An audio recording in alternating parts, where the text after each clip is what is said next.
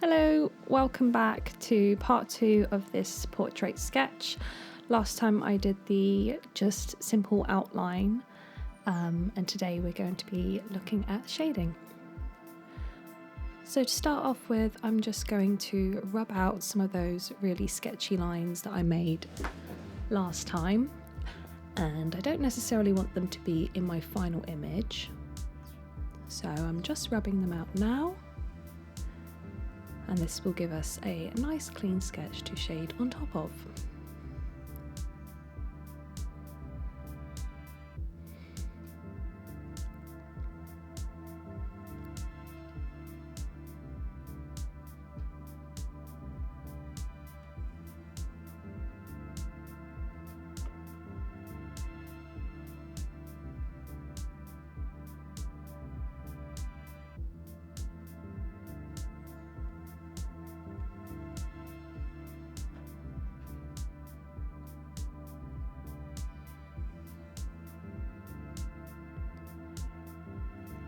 Okay, so I think I'm just about happy with that.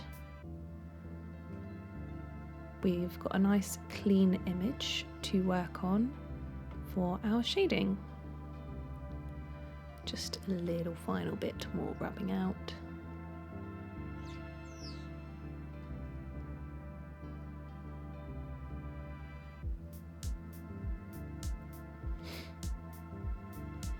Okay. Right, so I'm going to go back to my printed image and have a look at all those shadowy areas which I sort of highlighted last time, so I don't really need to go over them again. Just getting a really good look at where all those shadows are and where we're going to start adding in depth and tone into our sketch.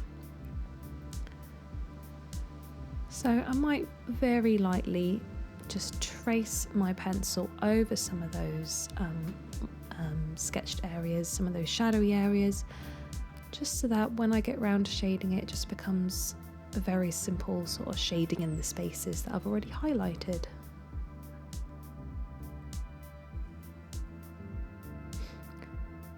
Right, now to do a quick tonal bar at the top of my drawing. This is good because it's just a simple sort of pencil warm-up that we can do. Get us used to that shading action, and now using my very lightest tone, I'm going to work with the pencil lying flat on its side. I get a nice sharp one for this, so I swapped pencils and I'm very lightly adding in that first tonal value.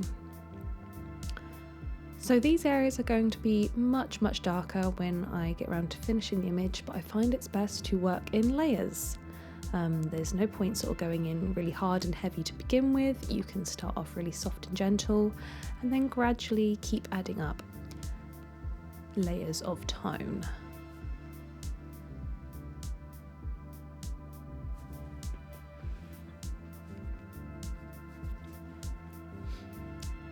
So really softly working with the pencil, nice and flat on its edge. You're using the majority of the graphite if you keep your pencil lying down on its side. And now I've sort of gone over all the areas I want to with one tonal value. I'm going to start building into some darker values.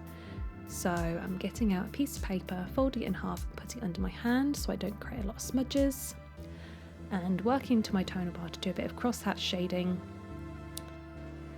So as you can see, it sort of blends out all your shading marks if you shade in two different directions. That way you don't need to smudge. So I'm doing this all in a HB pencil, so it's everything that you've got use of at home. You should all have a HB sketching pencil of some sort. As long as it's nice and sharp, then it should work wonderfully for this exercise.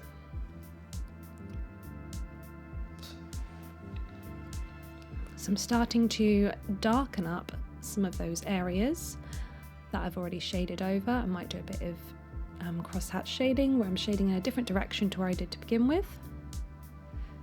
And you want to be really careful when you're shading gradually like this, because some of those light shaded areas, you might want to leave them as they are. So this is where we start to get in that gradual build of tone.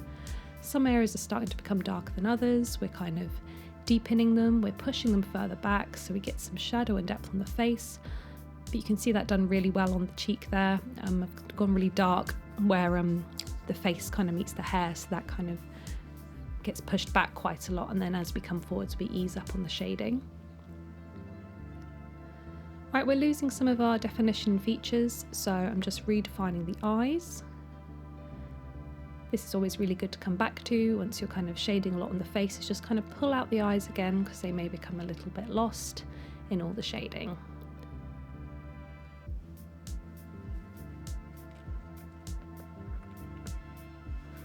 Same for the nose, it's really good to kind of redefine those nostrils, because they're going to be one of the darkest areas on the face. Usually the nostrils, the pupils, and inside the mouth are going to be some of those darkest areas.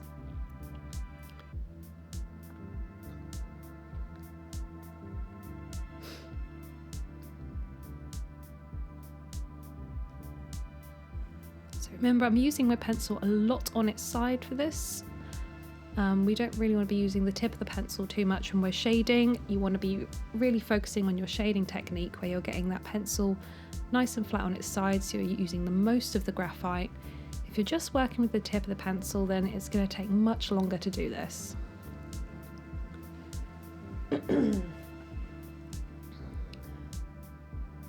So redefining that other eye, because it looks a little bit distant compared to the other eye. The other eye is nice and popping, we can see it, it's very clear, so we need to give the other eye a little bit of attention.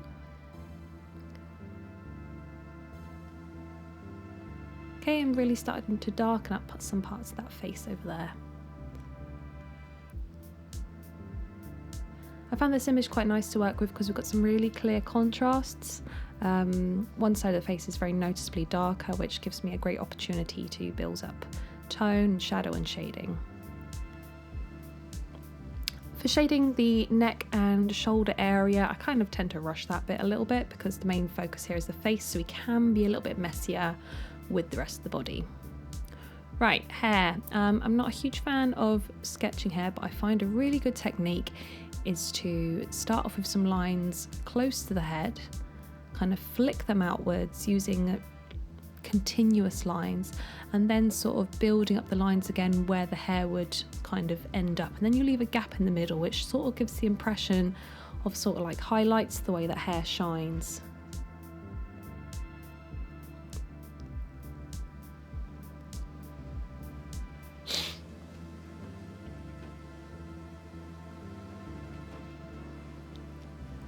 Right, so adding just a little bit more shading on that light side of the face, because there is a bit of shading going on there, but we don't want it to look anywhere near as dark as the left side, because that's where all the dark shadows are. So we kind of want to keep this light but still have a bit of definition, a bit of form.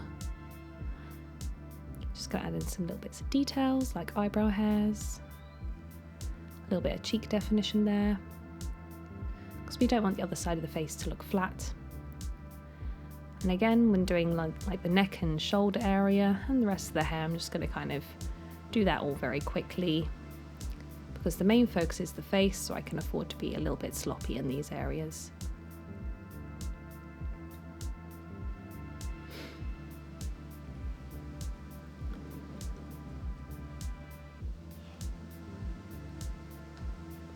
Okay, so I think that's just about done. I'm happy with that. Thanks for watching. Until next time.